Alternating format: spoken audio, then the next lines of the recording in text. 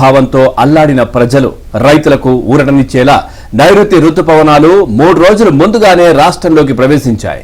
మే 30న కేరళను తాకిన నైరుతి రుతుపవనాలు ఆదివారం రాయలసీమలోని అనేక భాగాలు, దక్షిణ కోస్తాలోని నెల్లూరు వరకు విస్తరించినట్లు భారత వాతావరణ శాఖ వెల్లడించింది. సాధారణంగా జూన్ 5వ తేదీ కల్లా రాయలసీమ, దక్షిణ కోస్తాలో కొన్ని భాగాల్లోకి రుతుపవనాలు ప్రవేశిస్తుంటాయి. అయితే దక్షిణ కోస్తా, ఉత్తర తమిళనాడుకు ఆనుకుని పశ్చిమ మధ్య నైరుతి బంగాళాఖాతం, కేరళకు ఆనుకుని అరేబియా సముద్రంలో వేర్వేరుగా ఉపరితల ఆవర్తనాలు ఆవరించాయి. ఇంకా అరేబియా సముద్రం నుంచి పడమర గాలులు కేరళ వైపు బలంగా వీస్తుండటంతో రుతుపవనాల కదలికలో పురోగతి కనిపించింది.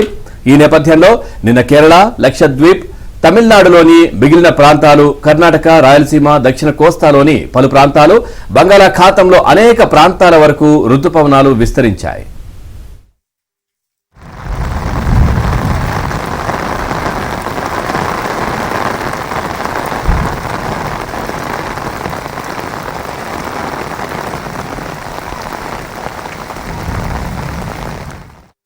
గతేడాది ఎల్నినో కారణంగా కేరళలో జూన్ 8న ప్రవేశించిన రుతుపవనాలు 11న రాయలసీమ, దక్షిణ కోస్తా వరకు విస్తరించాయి. కానీ ఏడాది ముందుగానే రాష్ట్రంలోకి రావడంతో తొలకరి పనులకు రైతులు శ్రీకారం చుడతారని వాతావరణ నిపుణులు ఒకరు తెలియజేశారు.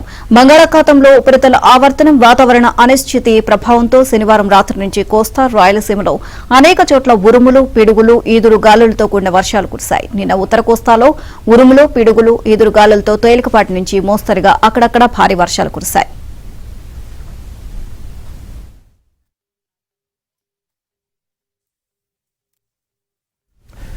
శ్రీకాకుళం జిల్లా శ్రీకాకుళం, హీరమండలం, పాతపట్నం, పలాస, నందిగాం తదితర మండలాల్లో ఉరుములు, మెరుపులతో వర్షం కురిసింది.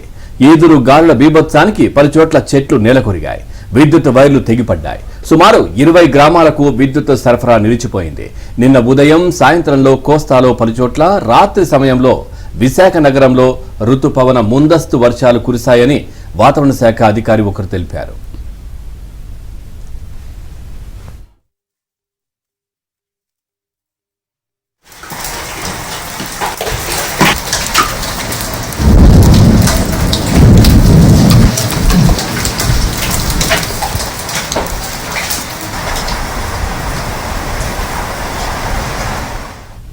రానున్న 3 రోజుల వరకు కోస్తా, రాయలసీమలో అనేక చోట్ల పిడుగులు పడే అవకాశం ఉందని, గంటకు 30 నుంచి 40 కిలోమీటర్ల వేగంతో బలమైన గాలులు వీస్తాయని వాతావరణ శాఖ తెలియజేసింది. ఉపరితల ఆవర్తనం, రుతుపవనాల ప్రభావంతో రానున్న 3 రోజులు రాష్ట్ర వ్యాప్తంగా విస్తారంగా వర్షాలు కురుస్తాయని విపత్తుల నిర్వహణ సంస్థ కూడా తెలియజేసింది.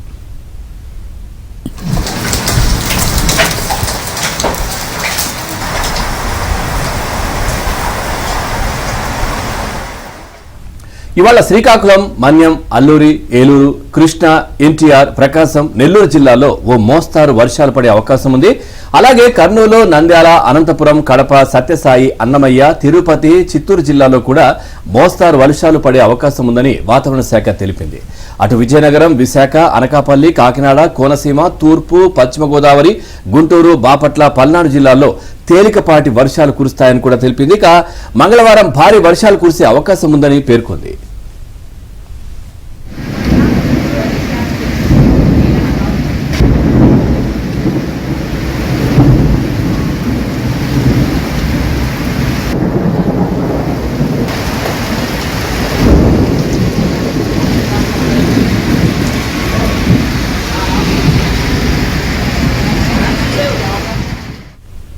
పల్నాడు జిల్లా ఎడ్లపాడు మండలం ఉన్నవ గ్రామంలో నిన్న పిడుగుపడి 2 రైతులు పెద్ది వీరయ్య, చిరతల శ్రీనివాసరావు మృతి చెందారు. వారిద్దరూ చెరో ట్రాక్టర్తో గ్రామ పరిధిలోని పొలం దున్నుతున్న సమయంలో ఉరుములు, మెరుపులతో వర్షం పడింది. దీంతో వారు ట్రాక్టర్లు దిగి సమీపంలోని వేప చెట్టు కిందకు చేరారు. అదే సమయంలో ఆ చెట్టుపై పిడుగు పడడంతో ఇద్దరూ అక్కడికక్కడే మృతి చెందారు. విశాఖలో నిన్న రాత్రి 10 గంటల నుంచి సుమారు గంటల పాటు ఉరుములు, పిడుగులతో మోస్తరు వర్షం కురిసింది. వర్షం కంటే చెవులు చిల్లులు పడేలా శబ్దాలతో పిడుగులు పడ్డాయి.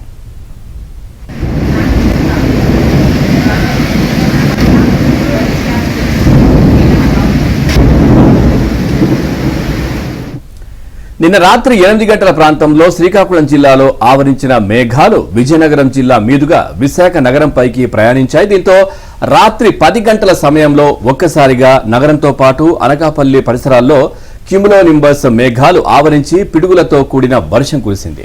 రుతుపవనాల రాకకు ముందు ఇలాంటి మాన్సూన్ థండర్స్ రావడం సాధారణమేనని వాతావరణ శాఖ నిపుణులు ఒకరు తెలిపారు.